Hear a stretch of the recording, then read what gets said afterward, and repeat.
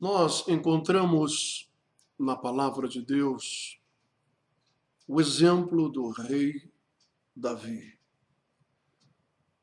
O homem segundo o coração de Deus, rei de Israel, que detinha em suas mãos o poder político, o poder religioso, tendo em vista que, embora não fosse ele o profeta, e sim Natã, mas ele era um homem segundo o coração de Deus.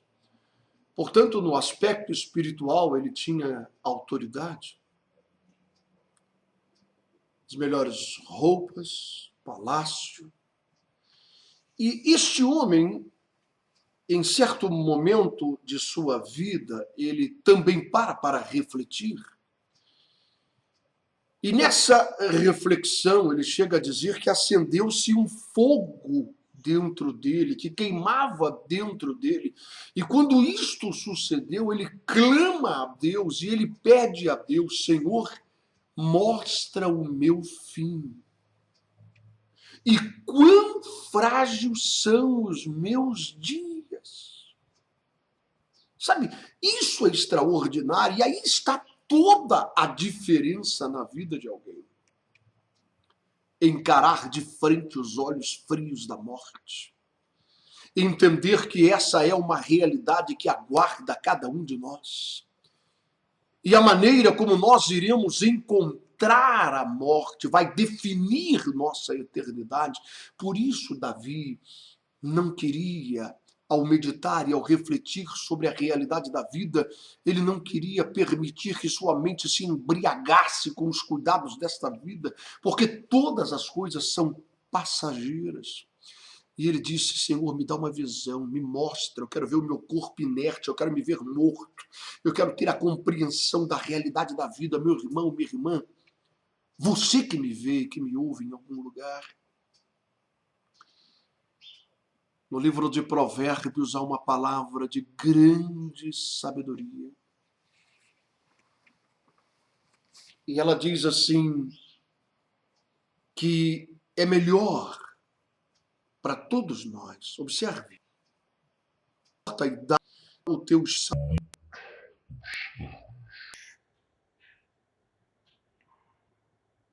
Aonde há o pranto e a dor.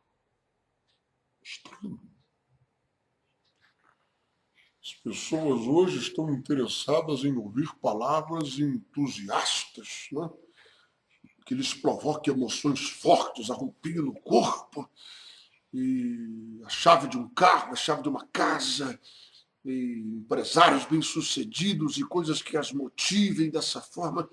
Mas, no entanto, Salomão, filho de Davi, com toda a sabedoria que Deus lhe deu, ele escreve dizendo que é melhor para nós estarmos na casa onde há o luto, onde existe o pranto, a dor, onde uma pessoa está morta, inerte. Porque ali, disse ele, ali nós somos confrontados com a realidade da vida.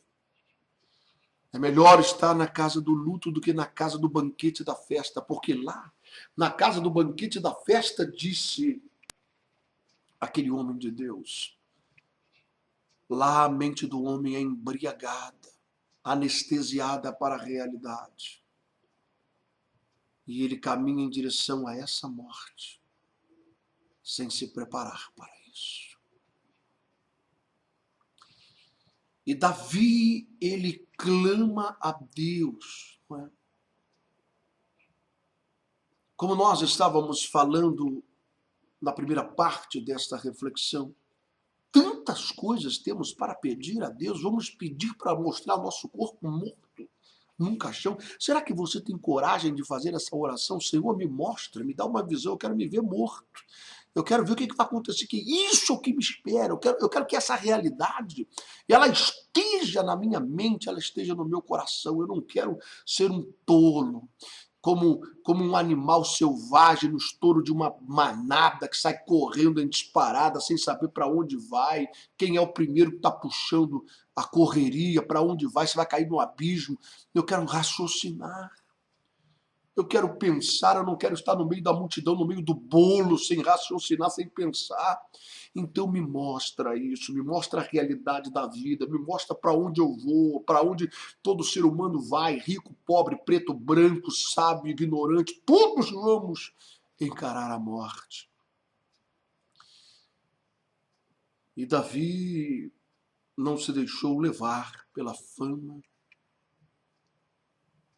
pela riqueza, pelo poder político, religioso. Mas ele diz, me mostra o meu fim. Senhor, me mostra o meu fim, me mostra como a minha vida é frágil. Como é em vão que o homem se inquieta, como é em vão que ele ajunte para si riquezas nessa terra e não sabe quem as levará.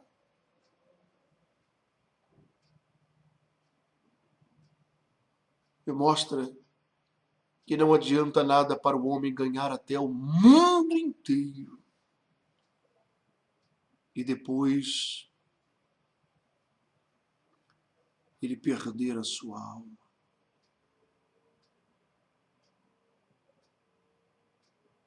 Sabe, eu sei que você que está aí meditando comigo sobre essas coisas, talvez nunca tenha tido uma oportunidade em sua vida de pensar de uma forma séria, porque, como eu disse antes, refletir sobre esse assunto é algo meio repugnante, meio sinistro, na verdade. A princípio, assim parece, mas quando nós abrimos a Bíblia Sagrada e começamos a ver os exemplos desses homens que viveram antes de nós e que já morreram, todos eles. E nós vemos que esses homens tiveram essa preocupação, Paulo falou sobre isso, não é? Davi, Moisés, ele disse a Deus, Senhor, ensina-nos a contar os nossos dias. A vida de um homem é de 60 ou até 80 anos, e o que passar disso é enfado e canseira. Meu Deus, nós precisamos encarar isso com uma seriedade muito grande. Paulo, ele disse, eu combati o bom combate. Sei, e me foi revelado pelo Senhor que meu fim está próximo. Minha vida nesse mundo está acabando. Mas eu combati o bom combate, eu cumpri a carreira, eu guardei a fé. E sei que a coroa da justiça me está guardada. Paulo se referia a esse seu encontro com a morte, em que ele poderia dizer à morte que ela não tinha mais poder algum sobre ele. Porque o aguilhão da morte estava em seu pecado, mas Cristo derramou o seu sangue para perdoar os seus pecados. E ele estava ali para dizer à morte, saia da minha frente, porque tu és o último inimigo que eu tinha para vencer. O último fator, a última coisa vinda da maldição lançada sobre a raça humana pelo próprio Deus, por causa do pecado do homem, a morte. E no poder do sangue de Cristo eu te venço. E recebo um corpo glorificado e imortal. E recebo um corpo incorruptível e viverei para sempre. Diante da glória do Deus Todo-Poderoso. Às vezes eu noto as pessoas tendo uma preocupação em relação à vinda de Cristo. E isso é bom, é saudável. Nos preocuparmos e entendermos que a vinda de Cristo é um fato, é uma realidade. Para alguns pastores isso será uma coisa destrutiva, porque o ministério deles está indo tão bem, eles estão ganhando tanto dinheiro, estão se tornando famosos, a denominação deles está crescendo, de repente vem Cristo, coloca um ponto final em toda essa fama, em toda essa história e arrebata a sua igreja. Mas termos a preocupação com a vinda de Cristo é algo salutar, é algo bom, é algo que nos causa temor. Nós que conhecemos a Bíblia, sabemos dos sinais que foram deixados, percebemos que Cristo não queria que sua igreja estivesse de forma ignorante, sem perceber os fatos que sucedem no mundo físico e no mundo espiritual, que evidenciariam esse ponto final da história da raça humana na Terra, o arrebatamento da igreja, o domínio do anticristo e a grande tribulação, tudo isso. Então é salutar, é uma coisa boa, meditar, estudar, refletir, temer esse momento, saber que isso é uma realidade. Mas é importante saber que talvez eu e você não estejamos nem sequer vivos quando esse dia chegar. Talvez a vinda de Cristo para mim e para você, ela se dê bem antes disso. Qualquer um de nós pode morrer a qualquer hora e a qualquer momento. Não importa a tua idade, não importa o teu grau e o teu nível social, o teu grau de escolaridade, não importa nada. Se você é um atleta, ou se você é uma pessoa com vida sedentária. A verdade é que qualquer um de nós podemos morrer a qualquer momento. E então essa vinda de Cristo se dará para nós nessa hora. E aí?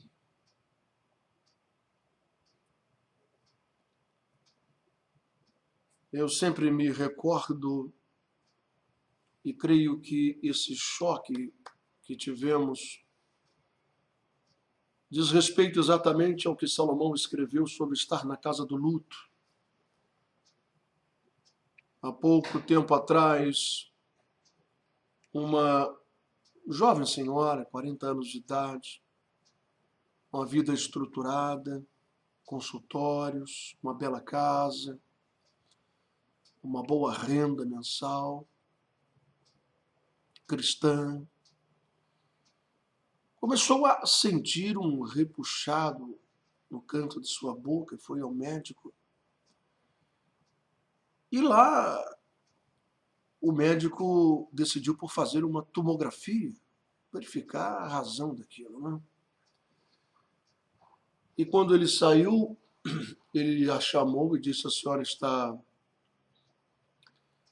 está sozinha, está acompanhada? E ela disse: não, eu estou só. Chame alguém da família, a senhora não pode sair daqui dirigindo, porque a senhora pode morrer a qualquer hora.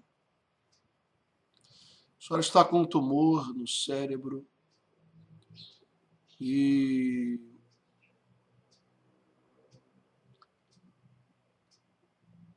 a senhora tem no máximo 6 meses de vida. Então, fizeram 2 cirurgias, mas o fato é que no período de 5 meses nós estávamos em torno do leito, onde ela estava morrendo, com a cabeça raspada os cabelos, né, por causa da cirurgia, tratamento, quimioterapia, tudo isso. Os braços paralisados por causa do tumor, a fala também muito prejudicada. Mal conseguia entender o que se falava, a perna paralisada, magra, morrendo em cima daquela cama. E o fato e a realidade, creio que foi isso que Salomão escreveu, que é melhor estar na casa do luto, onde há o choro e o pranto, do que na casa da festa onde há o banquete e a mente das pessoas se embriagam,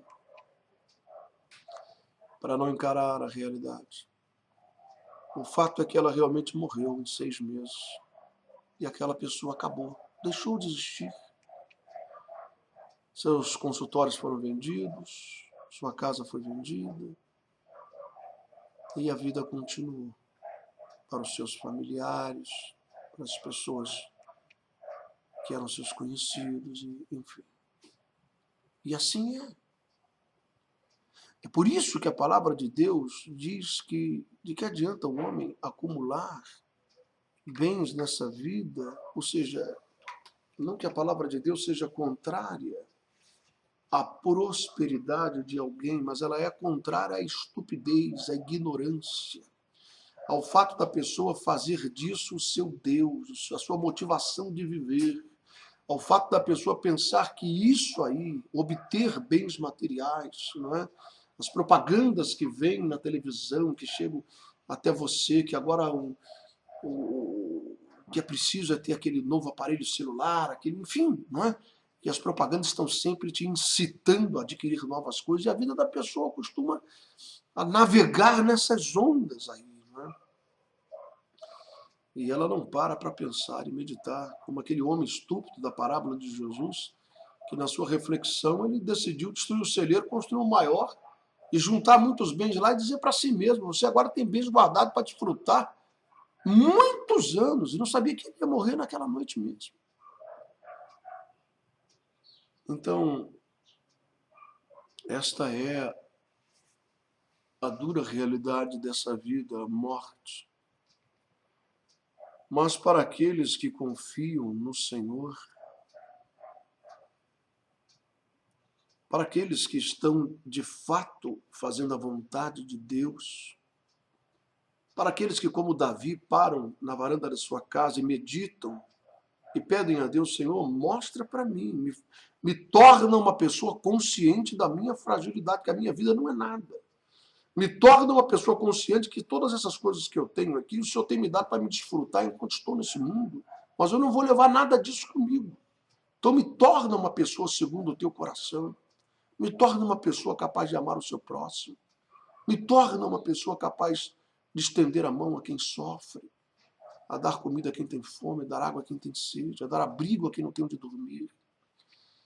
Me torna uma pessoa capaz de sentir a dor das pessoas ao meu redor e fazer algo a respeito.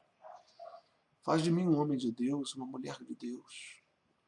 Faz de mim uma pessoa que expresse, molda o meu caráter, molda os meus pensamentos, molda a minha personalidade. Eu não quero que o mundo venha me moldar. Eu não quero que os conceitos de vida que existem nesse mundo venham moldar a minha mente. Não. Eu quero que o teu espírito molde a minha mente, a minha forma de pensar, minha maneira de agir, de me comportar em relação a todas as coisas ao meu redor. Faz de mim uma pessoa honesta, faz de mim uma pessoa sincera, faz de mim uma pessoa bondosa, faz de mim uma pessoa conforme o teu coração. Alguém que possa espelhar a tua graça, alguém que possa emanar a virtude do teu espírito, alguém que possa ser um instrumento cirúrgico na tua mão para tratar a ferida de milhares de pessoas ao meu redor. Faz de mim um servo, faz de mim uma serva. Então é por isso que a Bíblia diz que preciosa é aos olhos do Senhor a morte de um justo.